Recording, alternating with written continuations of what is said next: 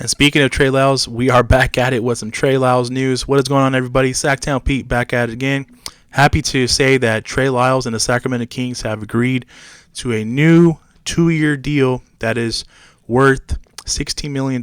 So Trey Lyles will be getting $8 million per year, including some bonuses. Man, what a start out to free agency. The Kings have done good when it comes to retaining their own free agents so far. Harrison Barnes got extended yesterday. We had that Chris Duarte trade happening right before this morning, before the free agency period start. And now we got some Kings news with Trey Lyles re-upping and re-signing with the Sacramento Kings. This shouldn't be a shocker. This shouldn't be a surprise. Trey Lyles, the feelings are mutual. I tweeted this out. The feeling was mutual between both of them. Trey Lyles wanted to be back. He's been bounced around in the NBA for a couple teams for a couple seasons, and he's found a home here in Sacramento. And he was one of the big parts of coming off the bench and big role players that stepped in and came in and gave us, a spark off the bench when we needed to. Whether it was his defense, whether it was his rebounding ability, or whether it was his three-point shots. Trey Lyles had a fantastic season for the Sacramento Kings last season, and I'm so glad he is back with the team for another 2 years. Cap space wise, we still have about $13 to $12 million in cap space to utilize to get other free agents. Right now, we'll see if anything else happens with the Kings as far as the rest of the day, rest of the evening goes, as far as if it carries over into the weekend. But I do know that it's a work in progress. Like, there's moves that still have to be yet to be done and made. As of right now, so what it looks like right now, we retained Trey Lyles, we've retained Harrison Barnes, we've added Chris Duarte this morning, and we've added Kobe Jones and Jalen Swanson on draft night. So think about the roster right now. I'm not saying we're done making moves, but right now, if there's 2 players that I currently think about on the roster, if with these additions and with the free agents that we've retained, if Davion Mitchell consistently hits his 3-point shot, if Keegan Murray takes a big leap, the Sacramento Kings will be better next season.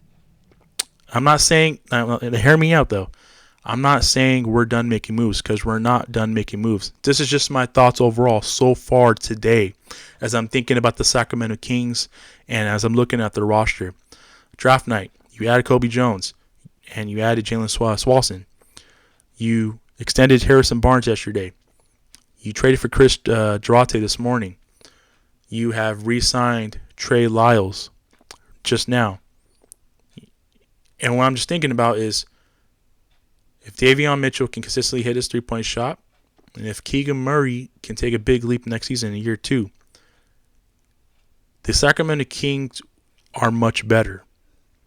Yes, we still have some flaws and defensively, and we still could use another big for rebounding purposes. Make no mistake about it. No doubt about it. But they are better as a team right now. And you have your G League team, you have your G League affiliate team, and your G League players, your two-way contract players, that might find some time in the rotation. They might find some time in the rotation. So we still got ways to go. There's still going to be probably some more moves happening from Monty and staff. This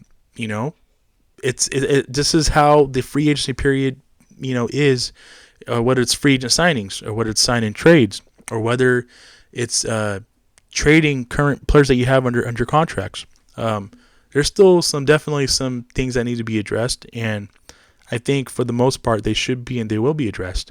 But make no mistake about it, the Kings are better. The Kings are a better basketball team today than they were when they lost in the NBA playoffs in the first round. So I want to hear from you guys though. Let me know your guys' thoughts about Trey Lyles re-upping. 2 years, $16 million. Is $8 million a lot for Trey Lyles? In my opinion, I think it's fair. He wanted to be back. We wanted him back, and I think that both met at that number.